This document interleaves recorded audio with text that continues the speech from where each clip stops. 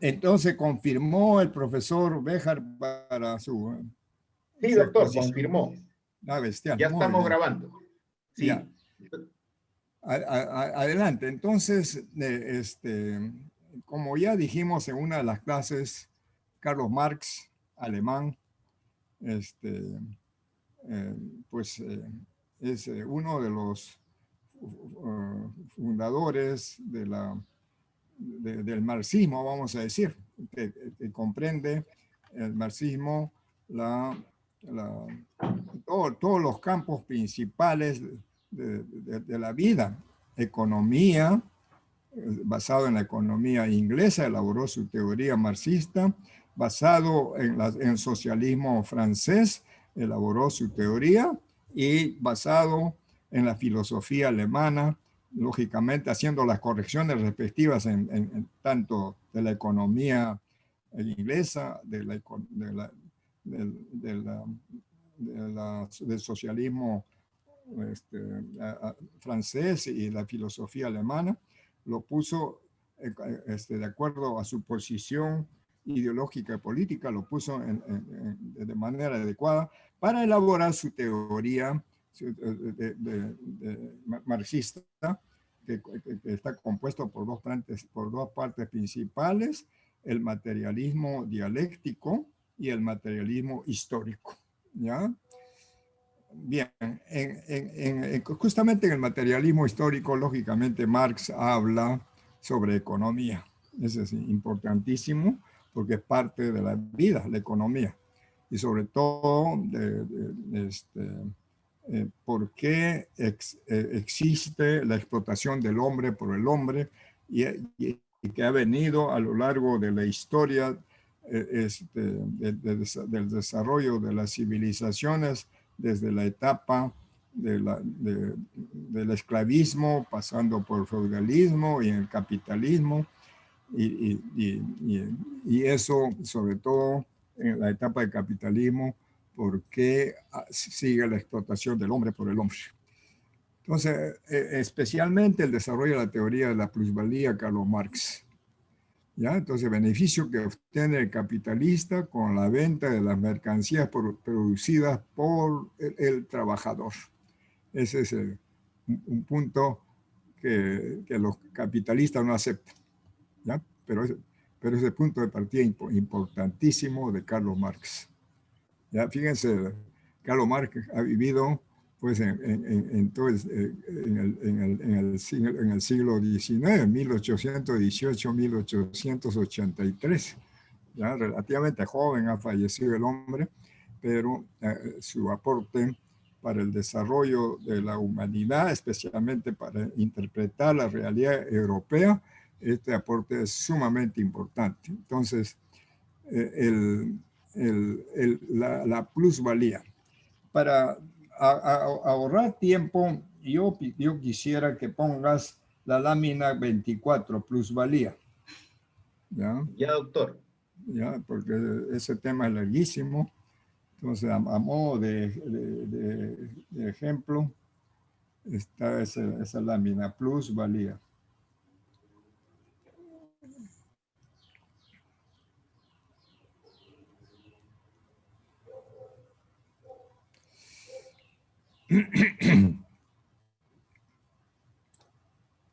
Bien, entonces, plusvalía, según Marx, ahí está del año de su nacimiento, 1818-1883. Entonces, tenemos que hablar de sistema socioeconómico, en este caso capitalista. Sistema socioeconómico capitalista conocido como capitalismo. ¿Ya? Dentro del capitalismo hay un mercado de consumo que genera el consumismo. ¿Ya? Por un lado. Por otro lado, el mercado capitalista es mercantilista y monetarista. O sea, pone en oferta su mercancía y eso en compensación recibe monedas. El libre mercado, que en la etapa progresista del capitalismo existía el libre mercado, estaba basado en las leyes de la oferta y la demanda. Esa etapa se llama liberalismo, ya que cada uno libremente oferta y los que requieren, y demandan los que requieren mercancías. Entonces, en el mercado se encuentran ambos y eso es lo que había en la fase del capitalismo.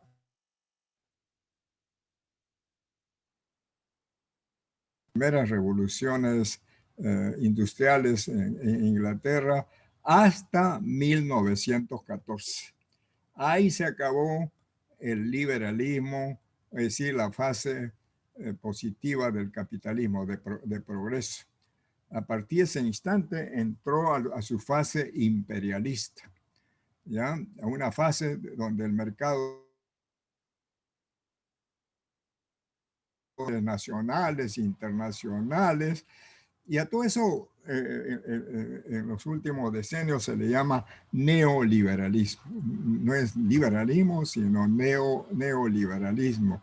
Es cuando los poderosos de facto ya se han globalizado. Entonces, eso es neoliberalismo. Neoliberalismo corresponde, según Marx, a la última fase del desarrollo del capitalismo imperialista. Esa es su última fase y parece que efectivamente en este momento el imperialismo americano está viviendo en una tremenda crisis económica como Estado norteamericano. Ya tiene no solamente crisis económicas, sino crisis sociales y muchas otras cosas. Y es el país más deudor del mundo. Estados Unidos tiene en su producto, como parte de su Producto Bruto Interno, más del 65% de este Producto Bruto Interno proviene de la industria del mal. Ya la industria del mal, dentro de la industria del mal se incluye todo lo que hace daño al pueblo, a todos los miembros del Estado. Todo lo que hace daño, empezando por el narcotráfico, la industria de la guerra, toda la farmacología que en el fondo son drogas, la mayor parte, pues la trata de blancas, los casinos, todo eso es parte de la industria del mal, la prostitución o trata de blancas, pues todo eso parte de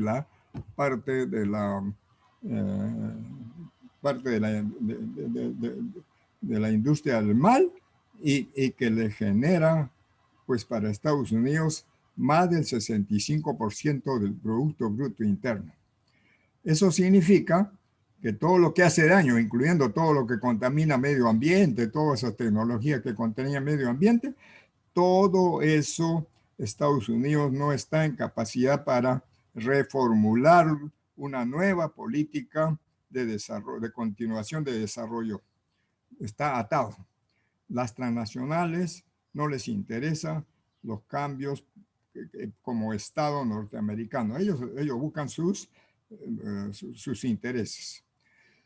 Bien, pero ¿cómo funciona la explotación del hombre por el hombre? O sea, a través de la plusvalía, según Marx.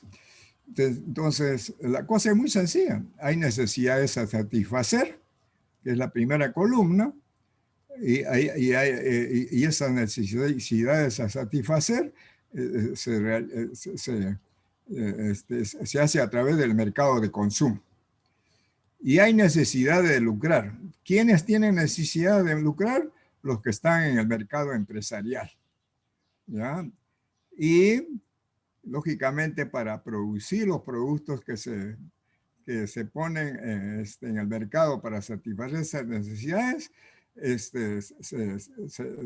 se logra a través de que hay gente que necesita trabajar. Y entonces hay una necesidad de trabajar y hay un mercado laboral. Entonces hay tres mercados. mercado de consumo, mercado empresarial y mercado laboral. ¿Ya? Y en todo eso, si estuviéramos en la etapa del libre mercado, habría pues la ley, la ley de la oferta y la demanda sería libre, sin manipulación. Pero ya no estamos en esa etapa, estamos en el neoliberalismo, ya donde todo es manipulado por los poderosos. ¿Ya? Entonces, ese es el asunto. Entonces, ¿quiénes van al mercado de consumo? El pueblo con sus necesidades a satisfacer. ¿Ya? ¿Quiénes están en el mercado empresarial? Los que están en los del mercado empresarial se dedican a actividades económicas lucrativas. ¿Y quiénes van al mercado laboral? La fuerza productiva, pues los que van a producir las mercancías, la fuerza productiva.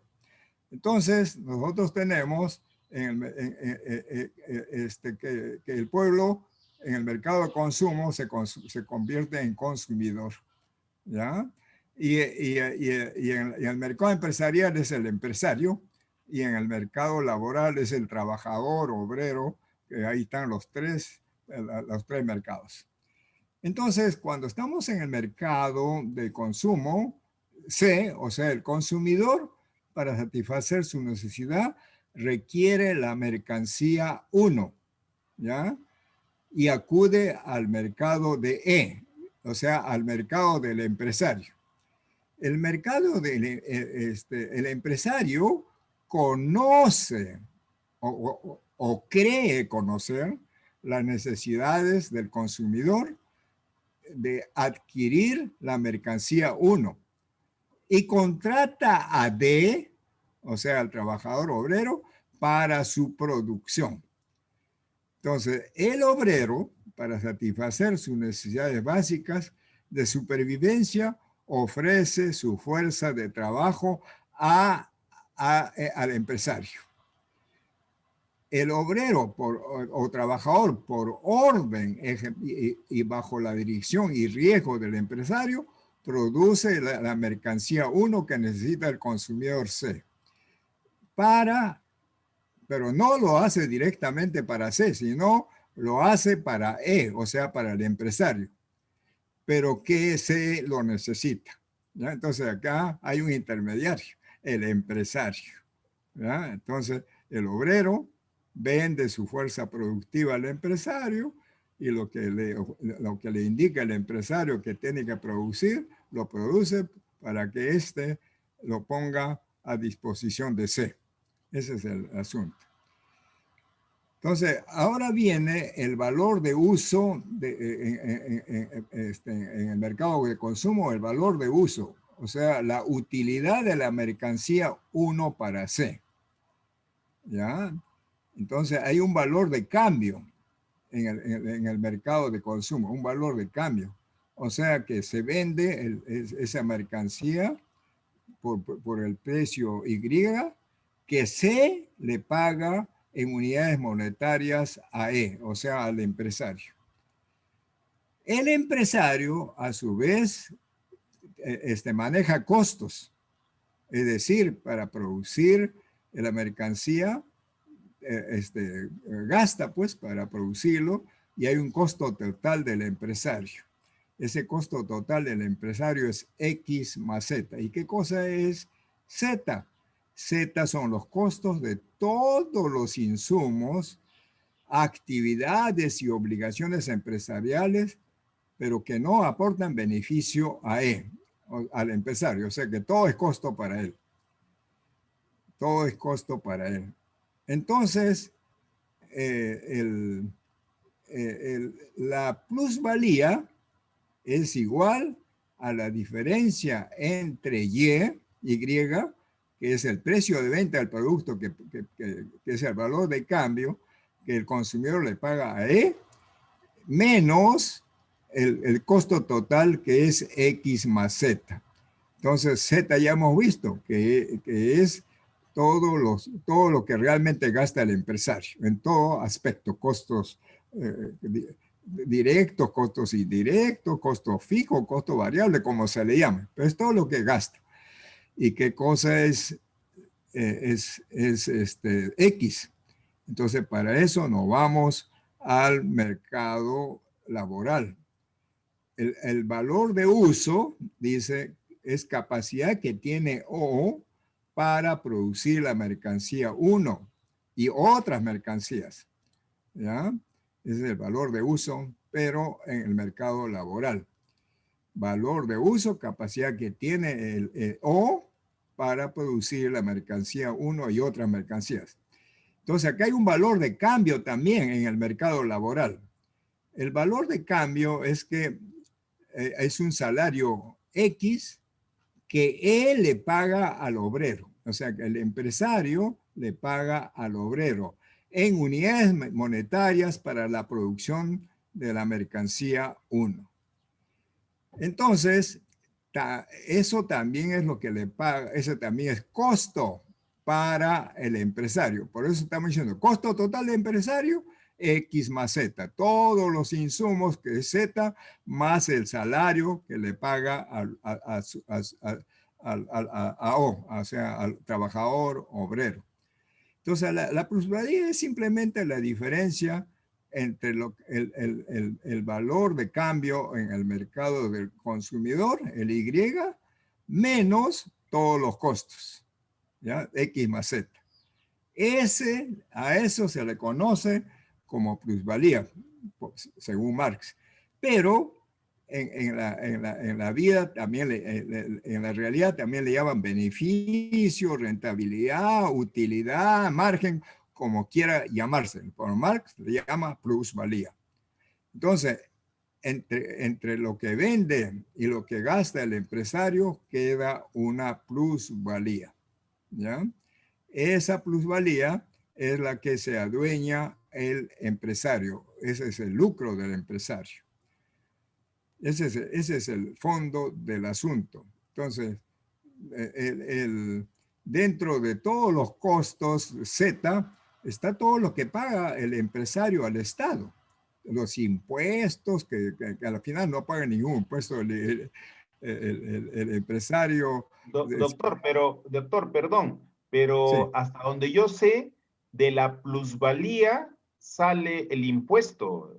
Por eso, pues eso está aclarando. Hay impuesto general a la venta. A eso ¿Ya? está en X, pues. Ya, Está en Z. el impuesto general de venta Eso está en Z. está en Z, pues, Claro. no es, Pero, espérate pues un ratito, pero ya. el empresario no lo paga, sino es un intermediario, porque el que lo paga es el consumidor, eso no lo paga, el empresario es un intermediario, ya, porque en el precio Y está el IGB, entonces ese precio, ese IGB lo tiene que pasárselo el empresario al Estado. ¿Ya? Ahora, viene otros impuestos que lo considera, que considera en Z el empresario, que para él es costo. Ya hay una serie de tributos que pagar por diferentes conceptos, eso es costo. Pero también está el impuesto a la renta, o sea, impuesto a las ganancias. ¿Ya? Claro. Entonces, ese impuesto para el empresario también es costo, ¿ya? Porque a él lo que le interesa es el valor neto esa es la plusvalía, el valor neto, ¿ya? Entonces, ese es el asunto. A las finales, todos los impuestos que el empresario podría pagar, como es el impuesto a la renta, eso se lo traslada al consumidor, ¿ya? Ese es el asunto. O sea, la plusvalía es el valor neto de beneficio, ganancia, como quiera llamárselo, después de restar todo lo que tiene que pagar. Ese es el asunto. Entonces, esa diferencia de plusvalía es que no la tiene el trabajador, porque su salario solamente le permite para su supervivencia básica. ¿Ya? Dice O arriba, o el obrero vende su fuerza de trabajo o fuerza productiva para satisfacer sus necesidades básicas de supervivencia.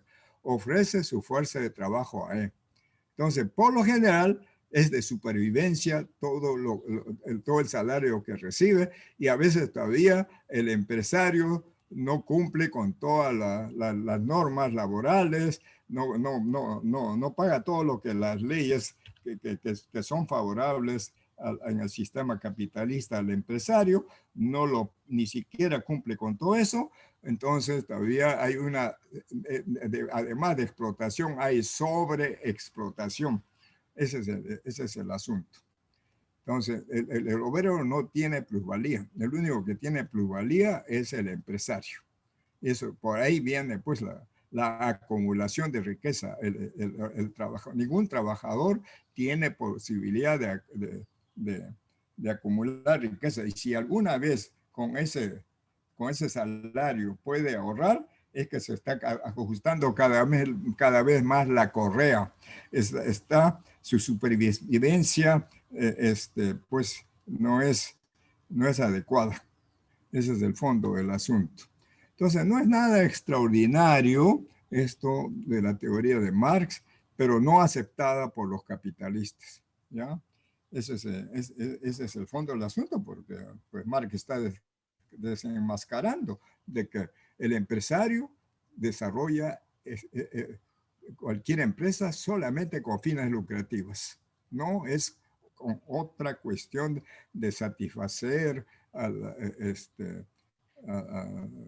cabalidad las necesidades de los usuarios finales con su producto. Eso ocurría en la etapa del mercado libre, donde el empresario no eran totalmente lucrativos, sino se preocupaba por desarrollar productos de modo que también los consumidores, pues, primero que obtengan productos de larga vida, vamos a decir, o sea, le llaman la duración de la mercancía que obtiene. Ahorita se me fue la palabra. La duración que tiene un producto, a ver si me ayudan ustedes, Víctor y Mariela. La longevidad de un producto, ¿cómo le llaman? Antigüedad, Bueno. doctor. ¿Ah? Antigüedad. No, tiene un concepto. ¿Depreciación? ¿Depreciación? No, tampoco. Pero está por ahí. El asunto es que una mercancía, un producto que el consumidor la adquiría, tenía larga vida. ¿Tiempo útil, doctor? ¿Ah? ¿Tiempo útil? Bueno, por ahí también está más o menos acercándose. El asunto está en que cada vez la vida útil de este producto se ha ido acortando. Ya, el primer foco de la primera empresa alemana que fabricó los foquitos esos eléctricos. Philips. Philips era sueca, creo. ¿Ah? No, Philips no es alemana. Sí, esos foquitos alemanes hace como 8 o 10 años atrás, el último foquito con más de 100 años de vida se había quemado. Ya los alemanes lo publicaron. El último foquito con más años de longevidad se quemó. Ya se acabó el producto de hace 100 años de foquito. Pero ahora cuando hacen los foquitos o los diferentes productos de iluminación, eso tienen una vida muy corta. Entonces, esa vida corta tiene un nombre en economía. ¿Ya? Es calculada, esa vida corta ahora es calculada. Por ejemplo, el motor de cualquier equipo en particular, si hablamos de un automóvil, esa longevidad está calculada para 5 años nada más. ¿Ya? 5 años. Los foquitos se queman no sé a las cuántas horas y se acabó. ¿Ya? Entonces, Ese término me va a acordar, después se lo voy a decir, pero está referido a la longevidad. La longevidad antes era larga y eran productos de buena calidad, ahora no. En la etapa neoliberal, para que las plantas industriales sigan produciendo, es necesario que los productos sean de corta duración. O sea, hay un despilfarro de recursos muy grande en el mundo, ¿ya? En comparación con las etapas progresistas del capitalismo, que ya se acabó hace tiempo, pues, en 1914, ¿ya? Entonces, es la longevidad programada, pero no es longevidad, sino es otra palabrita que es bueno que dominen ese término, ¿ya? Bueno, entonces esa plusvalía, jóvenes, ese es el punto de partida en economía. Ahora, en el resto de la teoría de Marx, en la teoría de la revolución, nosotros podríamos hablar en teoría de la revolución, para que primero deberíamos diferenciar entre revolución y reforma. Creo que ya lo hablábamos alguito, pero reforma son transformaciones no profundas, superficiales de algún fenómeno social, económico, etcétera. No, o sea, no hay cambio estructural.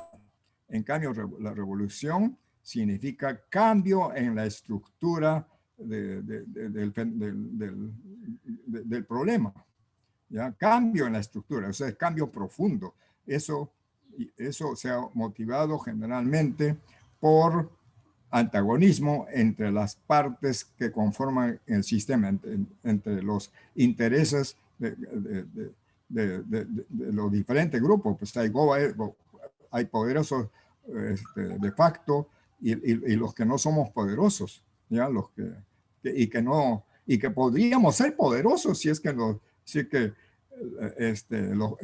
el pueblo tiene organización y puede adquirir un poder tremendo para oponerse a los poderosos de todo tipo, que ellos son una minoría, ¿ya? Pero a nosotros nos han aplicado muy bien, nos los vienen aplicando la teoría de la división. Nos dividen a nosotros en muchas partes, clase A, B, C, D, después nos dividen dentro de cada clase, nos dividen por un montón de posiciones ideológicas, políticas, etcétera.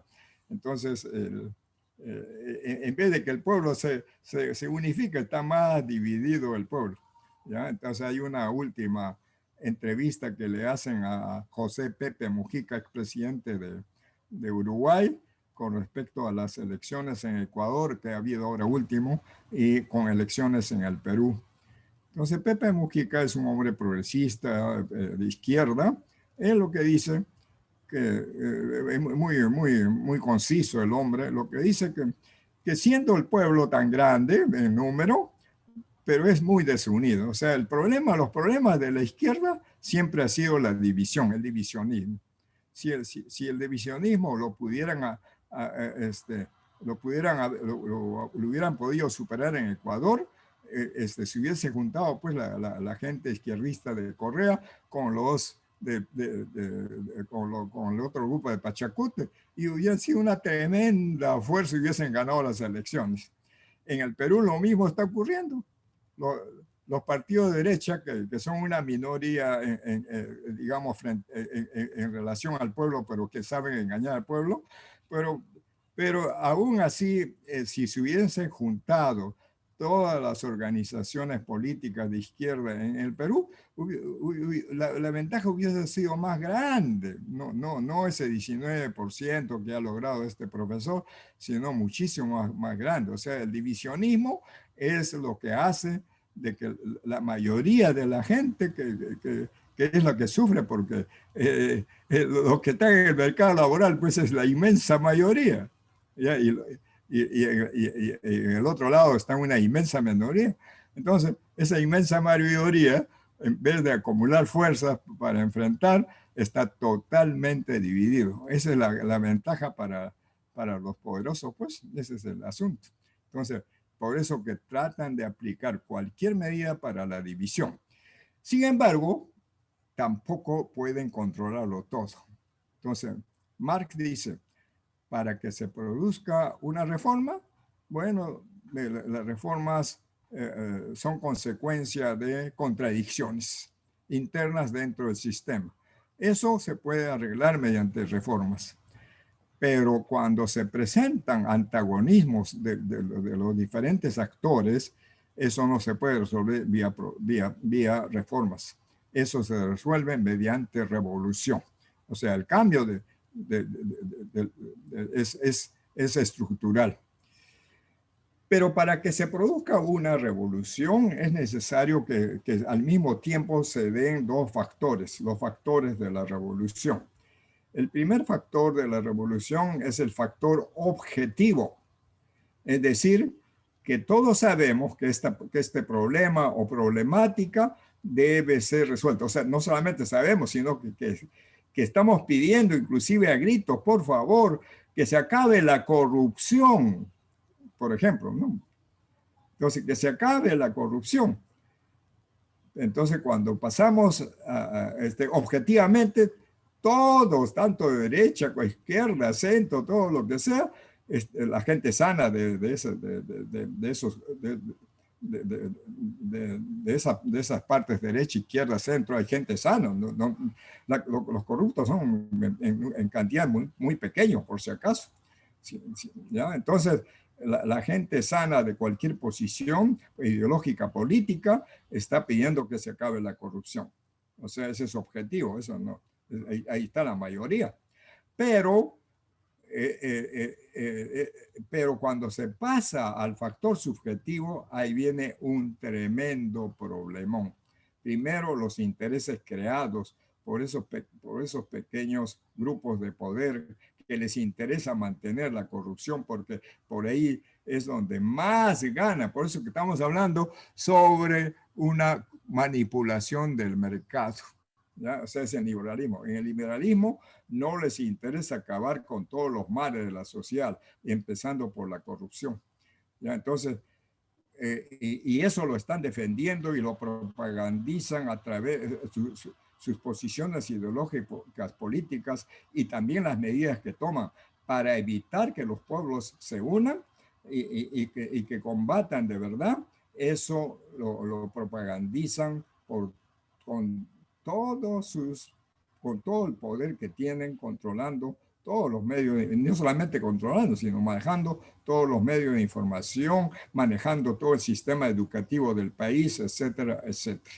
¿Ya? Entonces, esa manipulación ha llevado de que los componentes del pueblo, que son la mayoría, no haya podido adquirir una conciencia ideológica, política, social, de entender a cabalidad su verdadera realidad y que esa verdadera realidad debería llevarles a conformar una fuerza muy fuerte, una fuerza que constituiría el factor subjetivo para la revolución. Entonces, el factor subjetivo, con la gente sana del pueblo, que quiere pues esos cambios profundos, tiene que tener organizaciones capaces de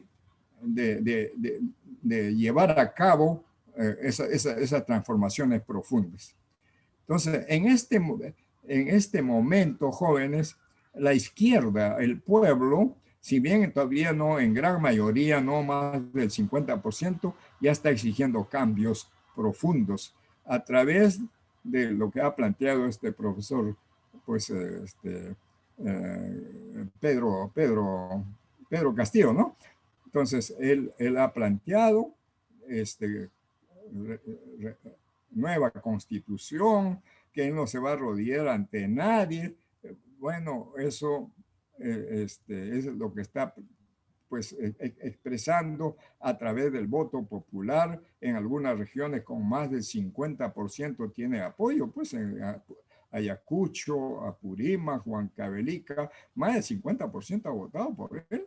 ¿Ya? Entonces, ahora en esta segunda vuelta, ¿cómo será? O sea, en el fondo del asunto, si gane o no gane este profesor la presidencia del Perú, se va a chocar el que gane se va a chocar con un parlamento bien fraccionado, bien complicado va a estar para el Perú. Pero viendo al factor subjetivo jóvenes, el pueblo tiene una organización sólida como para llevar a cabo una revolución. No, no tiene organización capaz. Ya la izquierda está dividida. Y no es la derecha la que va a hacer una revolución, sino es la izquierda la que hace la revolución. El centro es que se tira un rato para la izquierda, otro rato para la derecha. Es muy voluble el centro político en cualquier país del mundo. ¿Ya?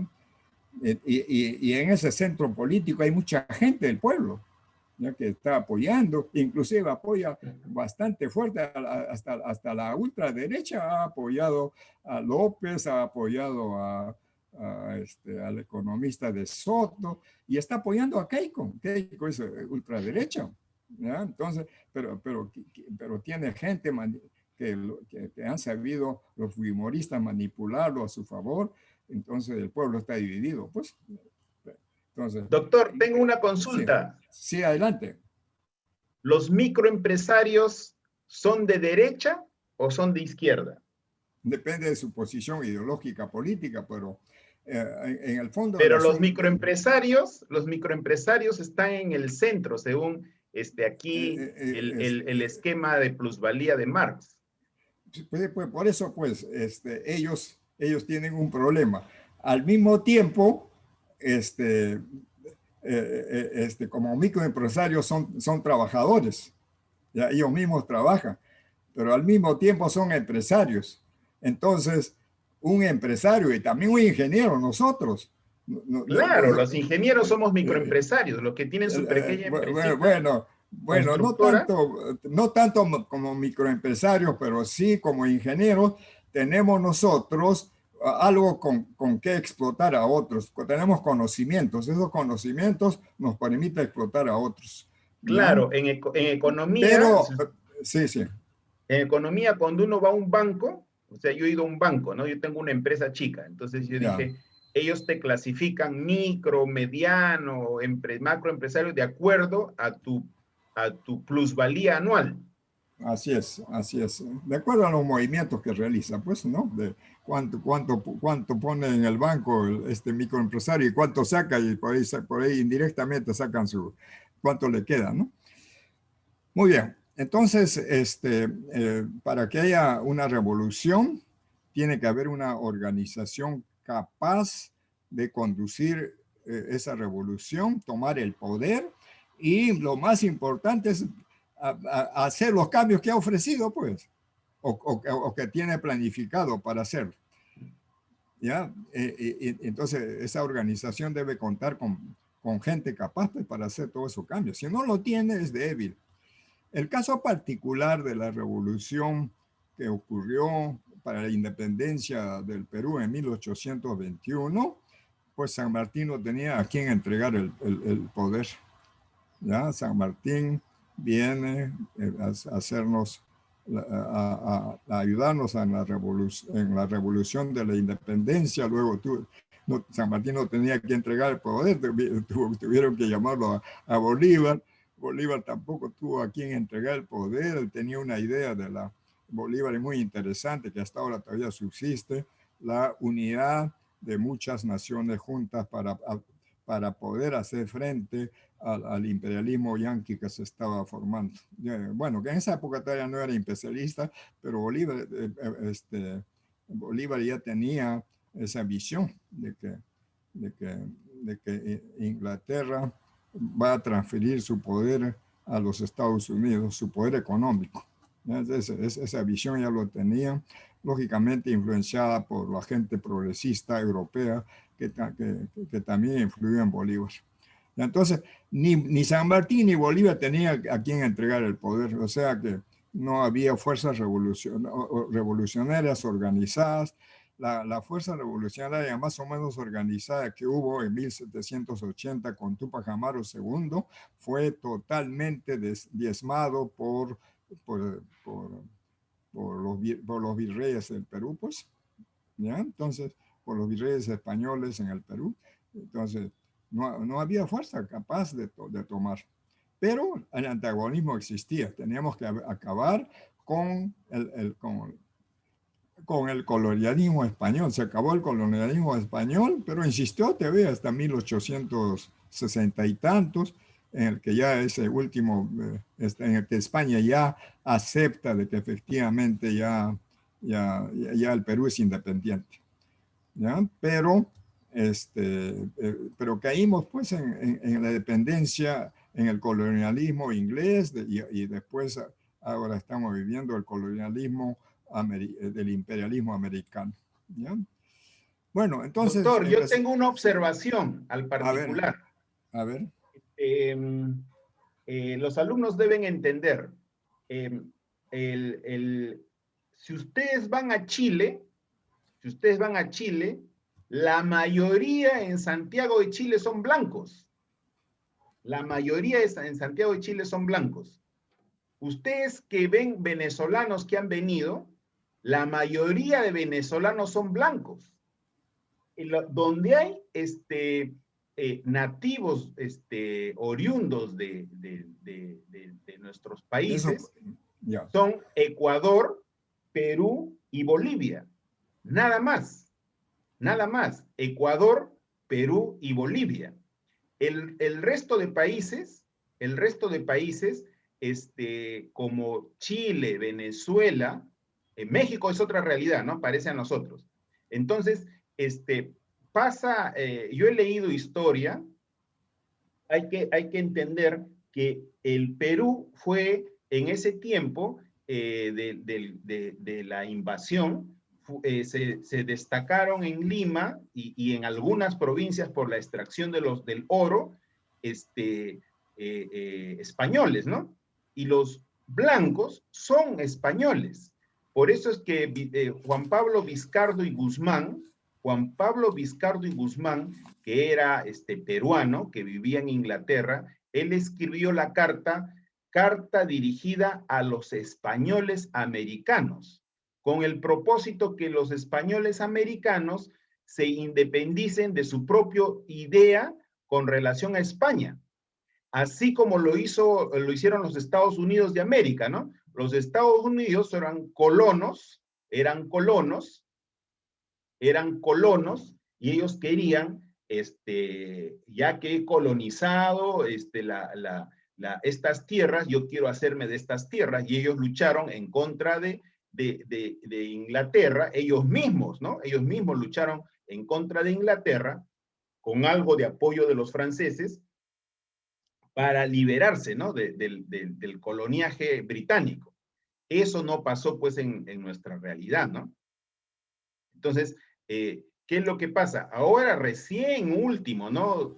Ahora recién último se está dando que todos los peruanos votamos en las elecciones, ¿no? Pero eso no ha pasado, pues, hace 80 años no pasaba eso, solamente votaban los que se consideraban ciudadanos. Entonces, estamos avanzando, ¿no?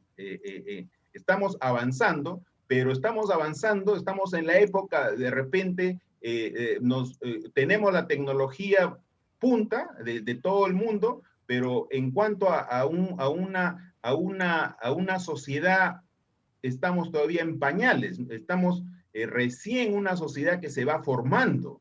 No podemos compararnos con otros países como Alemania, como los de Europa, porque ellos son sociedades que se han ido formando desde muchos años atrás, con muchas guerras internas, matanzas entre ellos, ¿no? Entonces, tenemos que ir viendo ese sistema y claro, como estamos en el mercado internacional, ¿no? Con el neoliberalismo, estamos desfavorecidos porque estamos en ese atraso de conceptos y de ideologías propias. Doctor. Sí, sí, ¿me escuchan? Sí, doctor. Bueno, bueno, para terminar esta cuestión de reforma o revolución, simplemente vamos a decir que tarde o temprano se va a producir la revolución. Ya los pueblos del Perú, por ahora los Andes y las comunidades amazónicas todavía no se han expresado con mucha claridad, pero los pueblos van a hacer su revolución. Como decía Marinetti, la revolución no es calco ni copia, es creación heroica de los pueblos. Entonces los pueblos son los que hacen la revolución, no son y el pueblo es la izquierda, no es la derecha. Entonces, jóvenes, con esto yo termino esta parte. Vamos a pasar a otro punto para Sí, doctor. terminar, digamos, nuestra participación para ver las características predominantes en el sistema. Es como un resumen. Características predominantes en el sistema.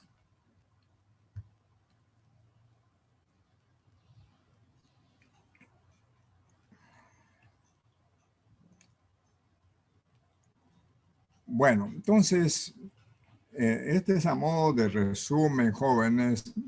Esta es una interpretación que yo lo he realizado a partir de lo que yo entiendo, pues de lo que yo interpreto.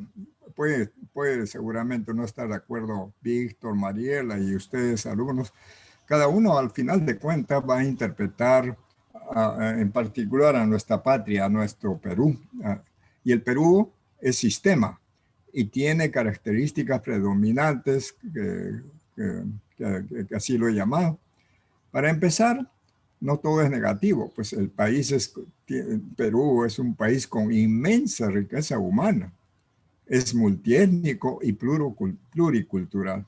Hay una tremenda riqueza que viene pues desde antes de la invasión europea y etcétera, ¿ya? Y esa inmensa riqueza se manifiesta de diferentes maneras culturales hasta ahora, ¿ya? Pero, sin embargo, esa riqueza humana, multiétnica, pluricultural, está en una situación bien complicada. O sea, son pueblos abandonados por el Estado, en gran medida. Comunidades nativas invisibilizadas. ¿Ya? Muchos de los candidatos ahora que se presentaron a estos comicios no conocen esta realidad de las comunidades, de esos pueblos avanzados. Y como son pueblos abandonados, comunidades nativas sin visibilidad, no se respetan sus derechos fundamentales, etc. ¿Ya? No se respeta. Alan García, en su último gobierno, en la curva del diablo, en Bagua, creo, metió la pata, pues, se le escapó. Cuando la gente de Bagua se oponía a un proyecto que quería desarrollar por esa zona, no respetando sus derechos fundamentales. Entonces, Alan García dijo de que ¿qué tanto ustedes se oponen? Ustedes son ciudadanos de segunda o tercera. Se le fue se le salió el subconsciente al hombre, se le escapó. ¿Ya? Bueno, pues efectivamente, pues a nuestros pueblos abandonados, comunidades invisibilizadas, no se le considera como ciudadanos iguales en esta patria nuestra, no nos consideran iguales. ¿Ya? Bueno, lógicamente, como dice Víctor, eso ha mejorado un poco, pues ya tienen esos pueblos algunos derechos, pero solamente a modo de un circo político, yo podría decir. O sea que terminamos votando, hemos votado por quien creemos que puede salvar al Perú, pero después al final los poderosos de facto son los que imponen sus reglas y los gobernantes, si quieren gobernar como Humala, se arrodillan pues y lo hacen con su hoja de ruta. Pedro Castillo dice que no lo va a hacer, pero es poco probable que gane las elecciones. Vamos a ver qué es lo que pasa, pero nada, todo puede pasar. Bueno, además el Perú es un país de ecosistema mega diverso, con grandes riquezas materiales. O sea que las riquezas no solamente son riquezas humanas, sino riquezas materiales, tremendas riquezas. Jóvenes, no se olviden de nuestro mar de no permitamos que al mar de Grau lo reduzcan a 12 millas, a una franja de 12 millas. Luchemos para defender la franja de la mar de Grau de 200 millas. Allí está la reserva para el Perú y también para el mundo, porque justamente los que están buscando reducir el mar y convertir el mar a una franja de 12 millas nada más, es porque quieren explotar. En el mar de Grau existen grandes fosas marinas, ¿ya? Y hay una de las fosas marinas más grandes del mundo, creo que tiene 16.000 metros de profundidad, es una fosa inmensa, que está rellenado con todos los minerales que ha bajado de los Andes a lo largo de los millones de años. ¿Ya? Esa fosa marina es riquísima, además de tener grandes riquezas pesqueras, petrolíferas, etcétera, etcétera, pero en esa fosa está inmensa riqueza que es el futuro de nuestra megadiversidad, de nuestras grandes riquezas materiales que está ahí, jóvenes. Bueno, somos un país megadiverso con grandes riquezas materiales, pero nosotros realizamos explotación primaria, ¿ya? O sea, las empresas transnacionales que se han metido en el campo de la minería, del petróleo, etcétera, etcétera, hacen solamente explotación primaria, o sea, sin grandes transformaciones industriales. ¿Ya? Ellos se lo llevan para hacer pues, la refinación y convertirlos en materiales diversos importantísimos para la creación de tecnologías. Ese último material que tiene mucha importancia en la tecnología actual es el litio. ¿Ya? La lucha por el litio ahorita es fuerte en el mundo y en particular en Bolivia, en Perú, y creo que el norte de Chile tiene mucho litio. ¿Ya? Entonces, pero lo único que vamos a hacer es ser proveedores de litio si es que el Perú no se transforma económicamente. Bueno, así como somos proveedores de oro, plata y todo lo demás, de hierro, etc. Entonces, ahí solo hay explotación primaria, pero esa explotación primaria genera alta contaminación ambiental, se queman bosques y se utilizan semillas transgénicas. El Perú, el Tahuantinsuyo en particular, en todos esos territorios nativos, ha sido tremendo productos alimenticios, ¿ya? Entonces, con los productos transgénicos acaparados por unas cuantas transnacionales en el mundo, nos quieren que entre al Perú con fuerza. Ya creo que hablamos algo de eso, y que en el gobierno de Toledo, pues en base a protestas se tuvo que detener que se den las leyes para que se apliquen, para que se haga agricultura con semillas transgénicas. Eso fue detenido y eso en los sucesivos gobiernos lo han ido ampliando, nomás que todavía no, que más adelante, en vez de eliminarlo totalmente. Si las semillas transgénicas no son producidas por el Estado peruano, sino por privados, esto va a ser una desgracia para el Perú. Ese inmenso laboratorio genético de productos alimenticios se va a destruir. ¿Ya? El Perú, ya hemos dicho, que junto con las culturas centroamericanas, en la actualidad, con sus productos provenientes de estos dos pueblos, de los Andes y desde Centroamérica, en México, alimentan al mundo en el 65%. Los productos alimenticios en el mundo son provenientes en el 65% de estas dos regiones del mundo, nada más. El resto, el 35%, son provenientes de otros lugares, pero nosotros alimentamos al mundo. ¿Por qué? Porque nosotros tenemos gente a través de esa riqueza humana, multiétnica, multicultural, pluricultural, que han continuado con la tradición de esa de la cultura genética de transformación de productos de manera natural, no de manera artificial. Ese es el asunto. Bien, entonces las semillas transgénicas pueden jugar un rol importante si es que esto es exclusivo, que exclusivamente está en manos del Estado y le quitan el veneno que le han metido en el gen de estas semillas transgénicas. Si no, no sirve. Bien, el Estado el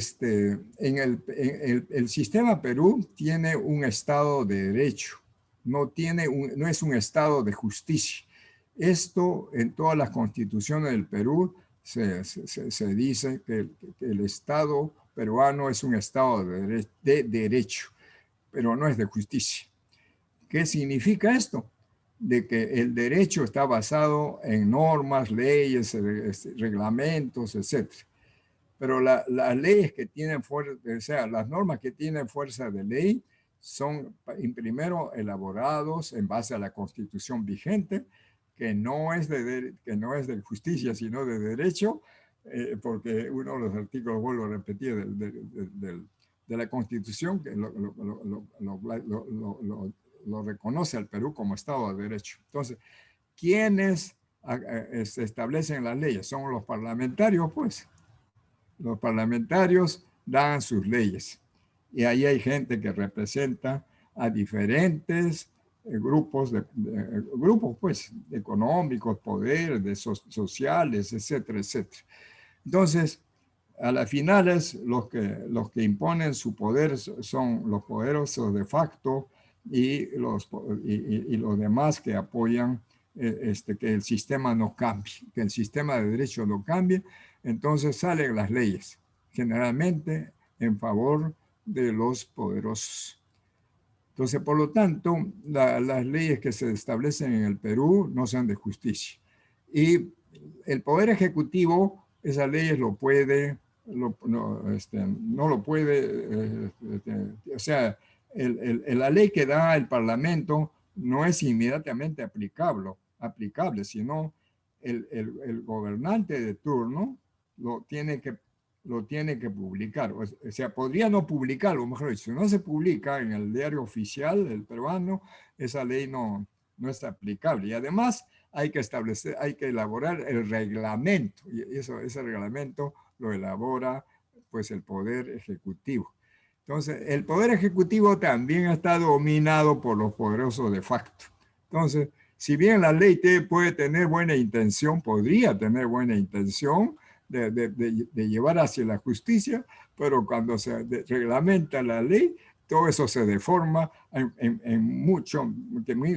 favoreciendo muchísimo más a los poderosos. ¿Le podría hacer un comentario, doctor? Sí, adelante, Víctor. Pasa en la mayoría de nuestras leyes, que son muy positivas, porque la mayoría de leyes son positivas, lamentablemente se hacen leyes, pero inorgánicas. Quiere decir que toda ley necesita realizar acciones, ¿no? Si queremos, por ejemplo, que queremos avanzar en educación, entonces el 10% del PBI tiene que ser destinado para educación. Entonces, hacemos las leyes, pero para destinar el 10% tenemos que cambiar todo el organigrama. Entonces, es inorgánica nuestras leyes, porque dicen cosas muy positivas, pero no le llevan el presupuesto necesario para desarrollar. Víctor, o sea, no es realista. No es realista. Ya, pues el fondo del asunto, pues. Y eso le conviene a los poderosos de facto, porque esas leyes no son aplicables. Sí, pues. No son aplicables. Puedes dar las leyes que tú quieras, declarar la independencia, la soberanía, etcétera, etcétera. Así es. Pero cuando hacen los reglamentos, lo hacen a su favor. Ya por eso que se dice en una frase, echa la ley, echa la trampa. ¿ya? Y la trampa puede estar en la misma ley o en la reglamentación, ¿ya? Entonces, algunos de ustedes jóvenes, mucha juventud va a entrar al Parlamento, va a estar en los poderes del Estado, pero van a estar defendiendo los intereses de los poderosos de facto si es que ustedes no son revolucionarios. Yo lo digo abiertamente, muchachos, a ustedes. O se convierten en cómplices de la explotación del hombre por el hombre o luchan contra eso, ¿ya? Ese es pues mi punto de vista, jóvenes. Bien, entonces no hay justicia en el Perú, jóvenes, ¿ya? Desde mi punto de vista. Después, también la Constitución dice que el Estado es subsidiario, ¿ya? O sea que el Estado peruano está desprovisto de iniciativa empresarial pública, ¿ya? Con Fujimori se nacionalizaron una serie de empresas públicas que bajo el argumento de que era una carga para el Estado, etcétera, etcétera, bueno, se perdió una serie de, el Estado perdió poder y se convirtió en un Estado subsidiario, donde los empresarios o los privados no les interesa, no entran, entonces subsidiariamente el Estado peruano puede crear empresas públicas. Subsidiariamente, o sea, no es, el Estado peruano no juega un rol preponderante para el desarrollo del país, son los privados. Y eso con Fujimori en su constitución del 93 está eso, pues, ¿ya? Por eso que el Perú no avanza. Los empresarios peruanos, ya lo dijimos, no han sido capaces de desarrollar en estos últimos 30 años un Estado que haya progresado. Por el contrario, se han empeorado las cosas y la pandemia los ha desenmascarado, ¿ya? O sea, que todo el mundo sabemos que los privados del Perú no son buenos manejando el Estado peruano. Bueno, y está desequilibrado este Estado peruano. Todo está centralizado en centros urbanos, principalmente en Lima, en desmedro de lo rural, de las comunidades, etc. ¿Ya? Entonces, ese desequilibrio, pues, ¿cómo se maneja, Víctor, ahí con tus políticas públicas, con las políticas de Estado? Eso seguramente lo están analizando a fondo. Muy bien, entonces sigamos mostrando más, Víctor, por favor.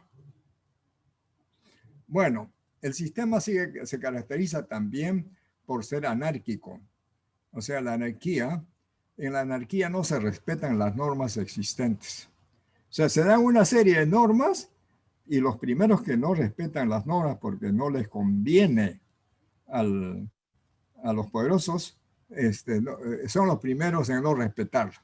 Y nosotros le seguimos, pues el pueblo lo sigue porque todo está corrupto, entonces se ha generado una anarquía. Tenemos cualquier cantidad de leyes, como está diciendo Víctor, tenemos muchas leyes muy, muy interesantes, pero no las respetamos, las hemos burlado en los reglamentos, favoreciendo a los poderosos de facto o poderosos en general, y ellos no lo respetan cuando no les conviene. Ellos hacen sus cosas y dicen, compadre, que esto está mal, entonces, bueno, no lo podemos respetar y a través de sus representantes en el Parlamento, donde sea, lo van cambiando o en el Poder Ejecutivo. Bien, entonces la anarquía lleva al caos, al desorden.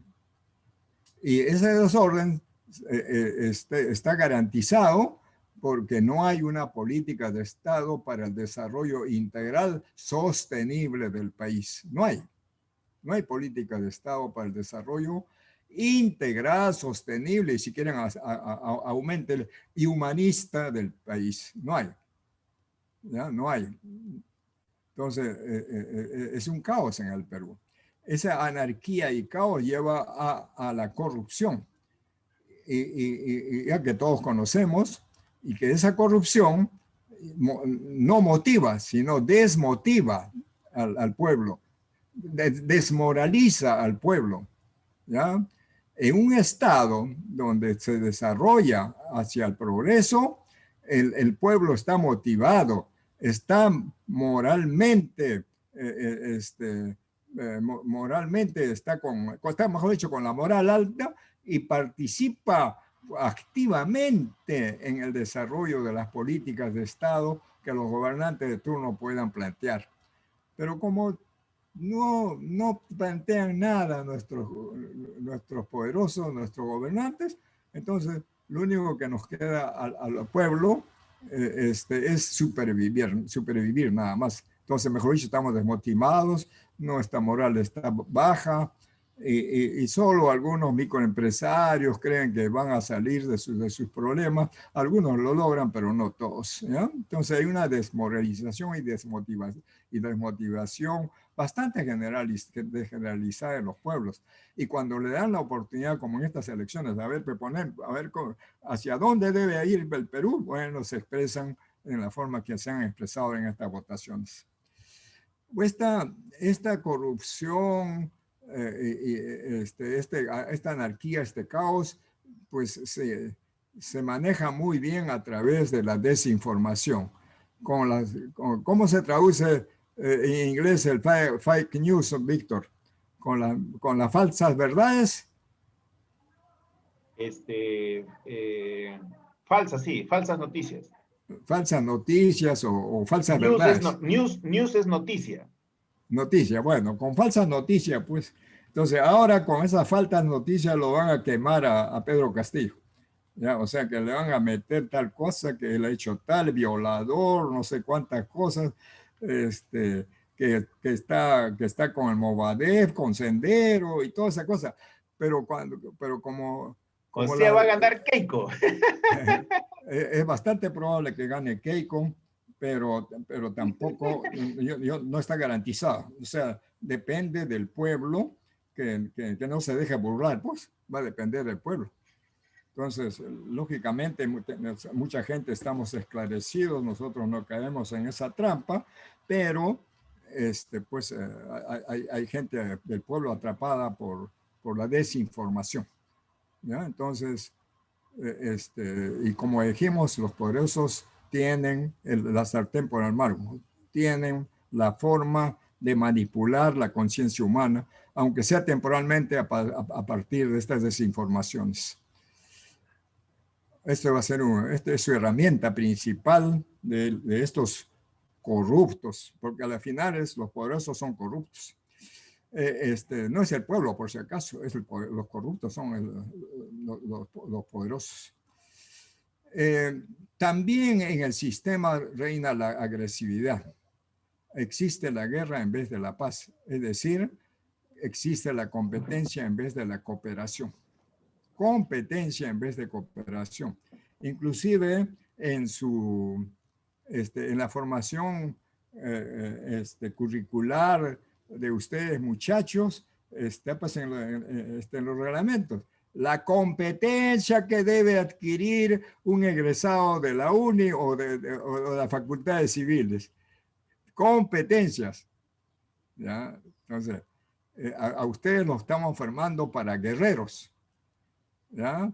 No para luchadores de paz, sino para guerreros.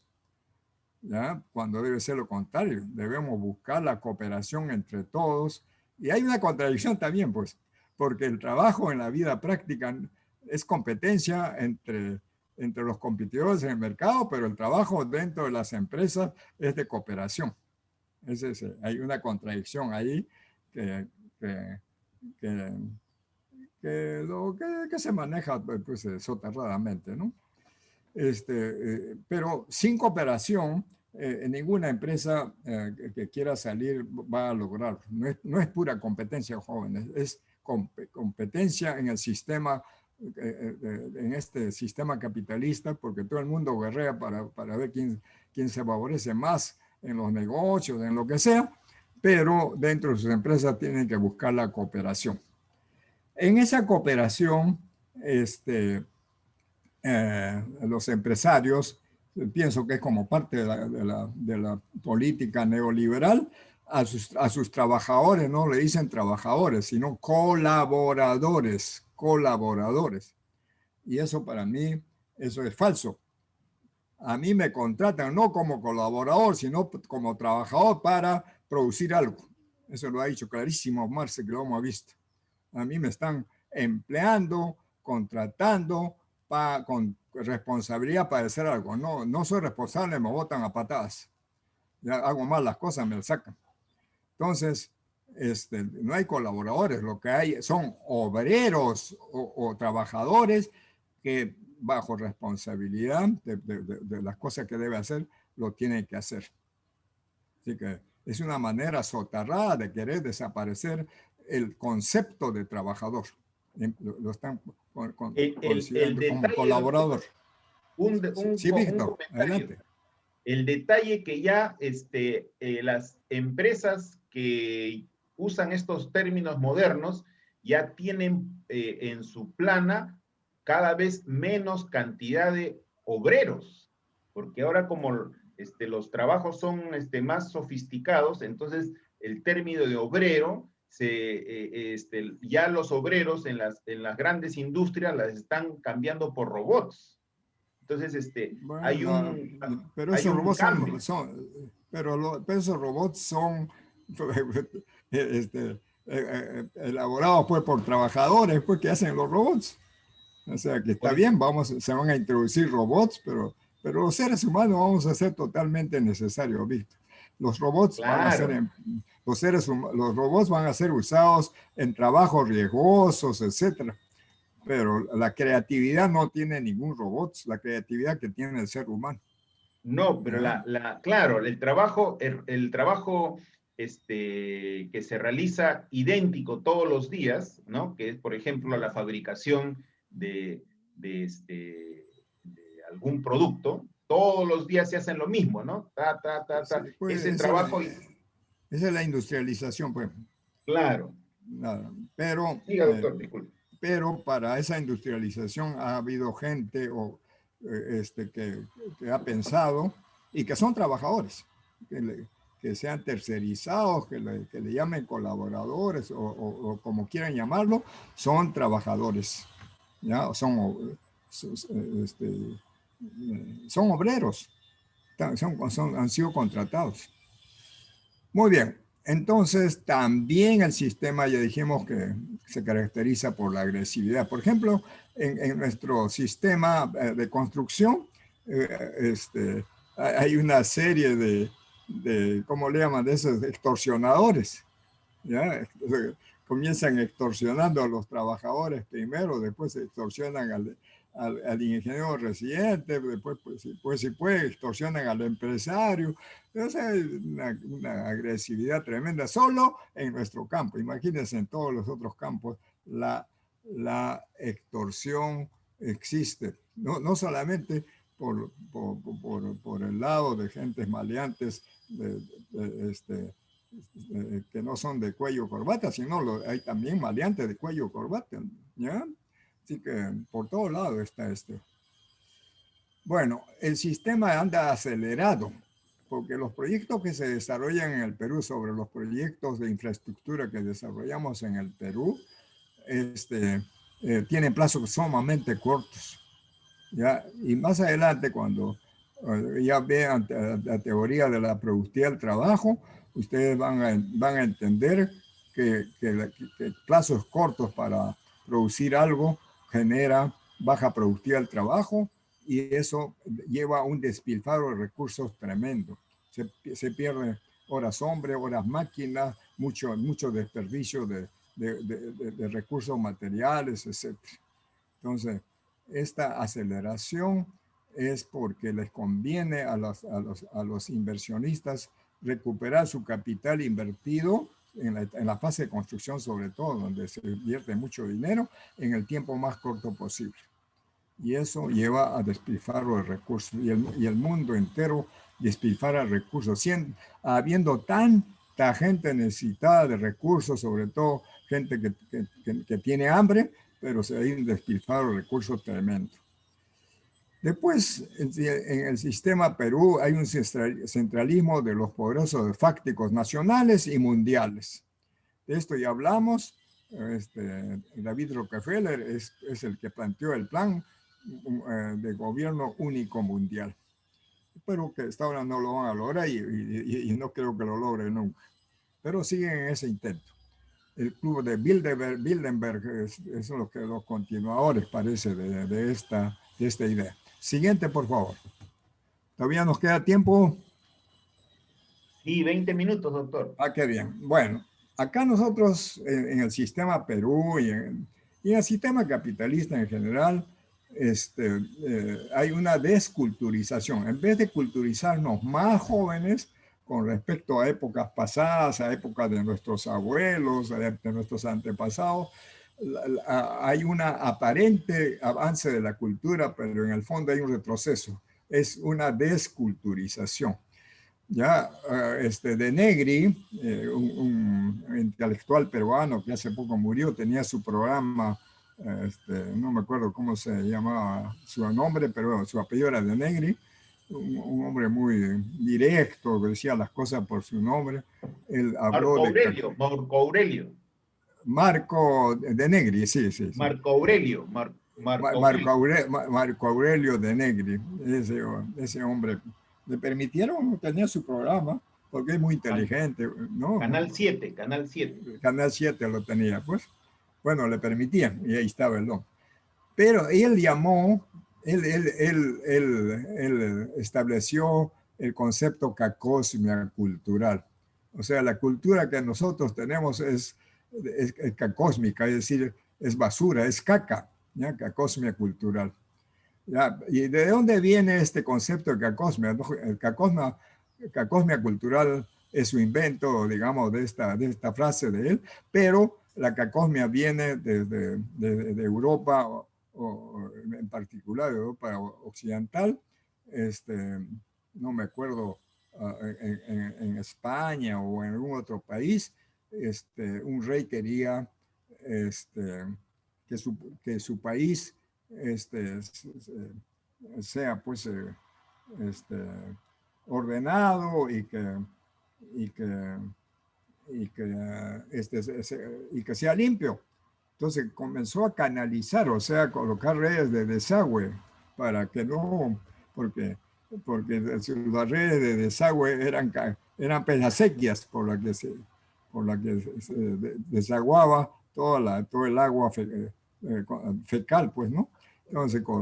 Entonces, y eso yo encontré acá en Lima también cuando me trajeron a los finales de los años 40, entonces, cerca del lugar donde vivíamos habían acequias, y por esas acequias habían submarinos, pues, ya, o sea, las heces flotando o más abajo, y eso le servía de alimento a los gallinazos. Lima era muy popular por los gallinazos.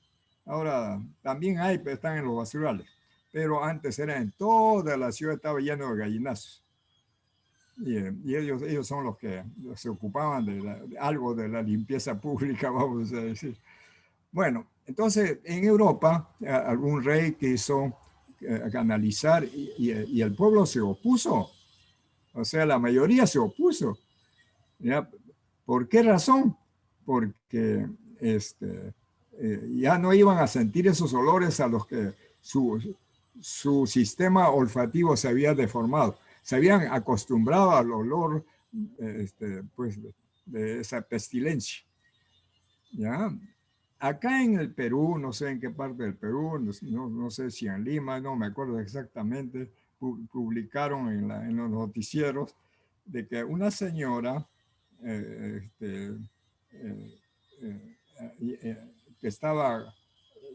que siempre sacaba su basura pues a la calle, se había fracturado su pierna, entonces pasó el camión de basura y llamó pues a uno de estos obreros que recogen la basura y dijo: joven, venga, ayúdeme, por favor, yo no puedo caminar, tengo problemas para caminar. Entonces este jovencito entró a recoger la bolsa de basura que estaba, después que lo tenía la señora en la puerta de su casa, que estaba adentro, porque adelante tenía un jardincito, y su jardincito estaba lleno de flores, de rosas y no sé cuántos. Y este joven se fue corriendo rápido a tomar la bolsa de basura y al regresar se desmayó. Se desmayó este hombre. Entonces sus otros compañeros se acercaron para ver qué pasaba. Entonces otro compañero se acercó con otra bolsa de basura que tenía en la mano y que apestaba como los diablos. Y por casualidad lo puso cerca de la nariz de este muchacho que se había desvanecido. El muchacho reaccionó rápidamente con ese olor maloliente. ¿Ya? Entonces, jóvenes, el sistema olfativo de los seres humanos se acostumbra a todo, o se acostumbra a las aromas de las flores, o también se acostumbra a los malos olores. ¿Ya? Entonces, en este caso, Marco Antonio Di Negri dijo, como la cultura se está disminuyendo, lo que apareció es la cacosmia cultural. ¿Ya? Cacosmia cultural, eso lo encuentran ustedes por internet, buscan cacosmia cultural de Marco Aurelio Di Negri, cacosmia cultural. Eso por un lado, o sea, cada vez el pueblo recibe, además de esas falsas informaciones, cultura más baja. Lo que tenemos por otro lado es un analfabetismo funcional. Es decir, creo que lo mencionamos, nosotros sabemos leer y escribir. No solamente estamos hablando del pueblo que sabe, que ya lee, escribe algo, pero no entiende lo que muchos en las pruebas de PISA.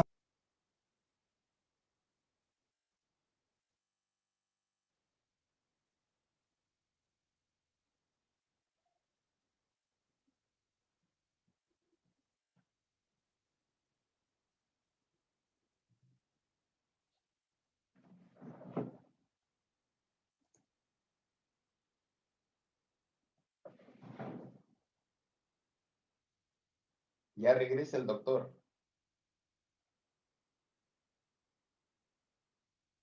Ya ingresó nuevamente, Víctor. Sí.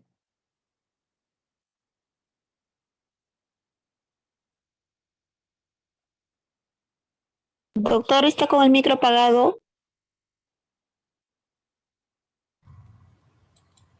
A ver, permítame activar, Víctor. ¿Ya se le escucha, doctor? Ya, ahora sí. Ya se activó el micro. Bueno, me sacaron un ratito hacia afuera. Mariela, pues, Mariela. Doctor, no, imposible. Bueno, pues... No, Víctor ha sido, doctor Víctor. Víctor ha sido, bueno, quien haya sido me sacaron. Están hablando tonterías. La señal de internet seguro, doctor. No, sí. Cuando uno lo saca ya no puede regresar. Sí, bueno, ahora he regresado. Debe ser la señal de internet, doctor. ¿Ah? La señal de internet debe ser, doctor. La señal de internet que está inestable. Sí. Ya, bien. Entonces, nos quedan muy pocos minutos, jóvenes. Tenemos analfabetismo funcional, ¿ya? Es decir, podemos saber leer y escribir en tanto en cuanto el sistema nos lo permite. ¿Para qué? Para poder saber manejar esas nuevas tecnologías, para poder operar pues estas nuevas tecnologías. Hasta ahí es nuestro saber, y en lo demás somos analfabetos. Ese es el fondo del asunto. El consumismo, ya dijimos que es parte de nuestra desculturización, alienación de todo tipo, cultural, científico, técnico, etcétera. La mediocridad reina en nuestro medio. No hay personas superiores, muy pocos. Más bien hay personas inferiores. Por otro lado, en vez de subir, incrementarse los valores, se están perdiendo valores. La patria, sino ya desapareció el concepto de amor a la patria. Ahora amor se le llama al acto sexual. ¿Verdad? Cuando el amor es primero amor a la madre y de ahí deriva el amor a la patria. Y como ya dijimos, el sexo es una consecuencia del amor, es el placer más grande sexual si es que deriva el amor, porque si no es deriva el amor, es simplemente algo deportivo, algo degenerado de esa práctica sexual. Pero el amor es lo que está desapareciendo y no sé, pues ojalá que esté equivocado. Ya no sé si habrán todavía patriotas en el Perú. Debe haber, espero que sí. Después tenemos un gran problema.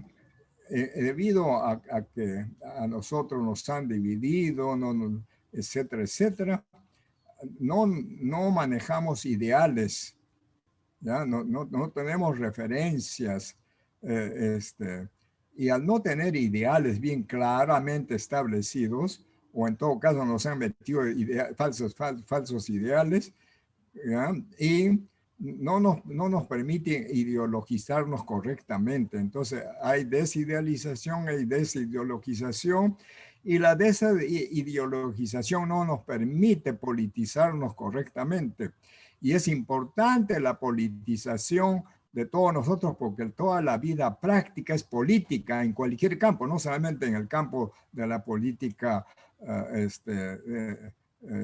para acceder a los poderes, sino en todos los campos hay política educativa, política universitaria, política científica, política de todo tipo. ¿Ya? Entonces no nos permite politizarnos adecuadamente. Entonces, al no estar politizados adecuadamente, no podemos desarrollar una práctica adecuada para el desarrollo del país y en beneficio de los pueblos del Perú. A la final ha llevado a una apatía política, ¿ya? O sea, a la política se le ve como pérdida de tiempo, de que eso solo es para los corruptos, y a los corruptos los elegimos para que sean nuestras autoridades políticas. Ese es el gran problema del Perú. Ahí va a ingresar Marino Pacheco ya. Ya, también tenemos nosotros despartidarización, es decir, como consecuencia de la despolitización, hay despartidarización, y eso es lo que estamos diciendo. Estamos empoderando a los corruptos y a las mafias, le estamos nosotros dándoles el poder. Y tenemos muchos complejos psicológicos, derrotismo, enanismo, etc. Bueno, se nos acabó el tiempo, creo. ¿Víctor? Sí, yo creo que sí, doctor. Ya, entonces, en algún momento nos sacaremos un poquito de tiempo porque todavía faltan estas dos últimas láminas que son muy importantes. Muy bien, entonces le damos la bienvenida al profesor Marino Pacheco. Bienvenido, profesor Marino Pacheco, para nuestra charla de hoy día, que vamos a desarrollarlo a las 12 del día, con la participación de usted, profesor Pacheco, y esperamos que el doctor Béjar se incluya pronto. Sí, doctor, yo quería aprovechar, mientras terminamos la grabación, de informar a los estudiantes que tienen que ingresar a la página ccficuni.com. Ustedes ingresan a bueno, yo estoy ingresando como docente, y ustedes van a ingresar al aula virtual del curso Geografía y Realidad Nacional, y en la tercera semana, la siguiente, ya está programada la entrega del informe 1. El informe 1, como ustedes ven, tiene 3 temas, el A, el B y el C, que ustedes ya lo pueden leer en detalle y que se les ha comunicado oportunamente. Entonces ustedes tienen acá, dice, se entrega el informe, bueno, 1, acá tengo que poner 1, acá me falta, en PDF, también hacer entrega de la presentación, El nombre de ambos archivos debe colocarse como informe 1, equipo A, si es equipo A o es equipo B, presentación 1, y la entrega a más tardar es a las 9:59 de la mañana del lunes 19 de abril del 2021. Mariela, tú vas a definir los presidentes y secretarios, ¿verdad? Correcto, Víctor. Ya lo acabo de enviar a los correos de los alumnos la lista de presidentes y secretarios para este ciclo. Perfecto, perfecto. Entonces, por favor, revisen la semana 3 y... ¿Buen audio? Buenas. Sí, escucho. Bien. Muchas gracias, entonces, jóvenes. Pero extender el resto.